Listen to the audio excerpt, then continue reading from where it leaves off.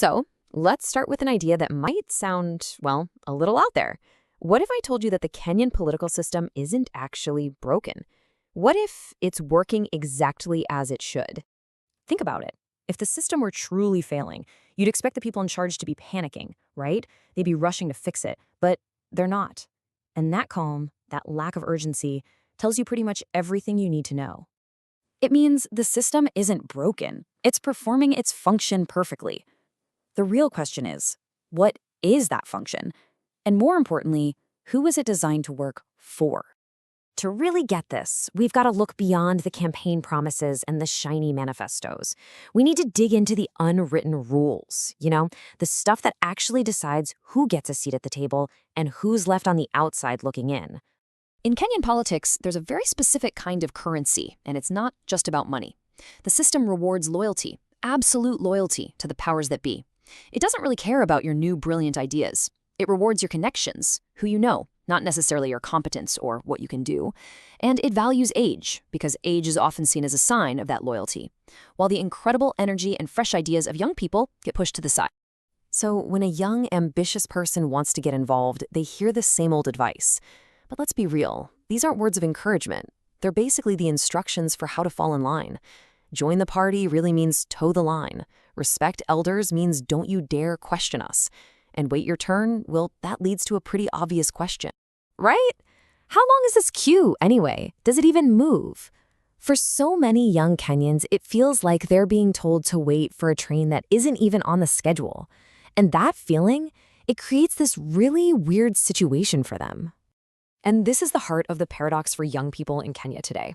They have this massive, incredible amount of power in one world. But in the world that really matters for policy and resources, they're almost totally powerless. Just picture this. You've got a 25-year-old with a sharp idea and a smartphone in their hand. And with just that, they can get 10,000 people online talking, organizing, and pushing for change. That's real power. That's influence you can see and measure. But here's the crazy disconnect. That same 25-year-old, the one who can move thousands of people with a single post, can't walk into a bank and get a 500,000 shilling loan. That's less than $4,000 to start a business without a guarantor. They've got all the social capital, but zero institutional capital. Online, they're a force. In the real world, they hit a brick wall. So how does the system react to this? Well, it creates what you could call an illusion of inclusion. It sets up these roles and positions that look like young people are being brought into the fold, but when you look closer, it's all for show. It's about painting a picture of representation, not actually delivering it. And this gives us the modern youth leader. You know the type, they speak really well, they're all over social media, you see them on stage at the big political rallies, clapping at just the right time. But ask them about their actual authority, their control over a budget, or their say in real decisions. It's zero. Absolutely none. And that's the absolute key here. It's a huge difference. Having a few young faces scattered around a room is not the same as having young voices at the table where the real calls are made.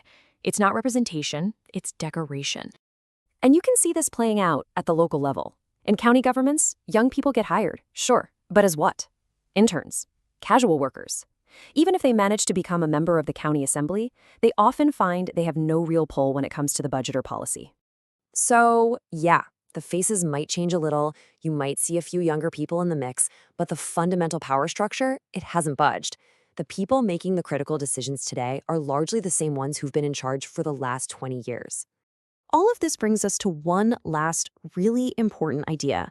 It completely flips the script on the usual story we hear about young people and politics. We've all heard the question, and it's usually asked like it's an accusation. Why are young people so apathetic? Why don't they care? Why are they rejecting politics? But after everything we've just talked about, maybe that's the wrong question entirely. Because the reality is, they're just responding to a system that has shut them out time and time again.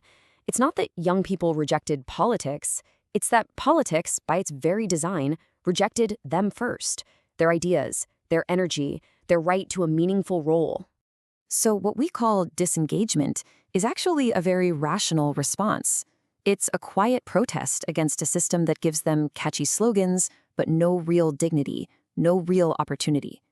And until politics starts delivering that, real respect, real economic chances, a real voice, of course they're going to stay disengaged. And that leaves us with the biggest, most important question of all. The goal isn't just to get young people to join the current system. The goal is to imagine a new one. So what would it actually look like? What does a politics of true dignity for young people look like?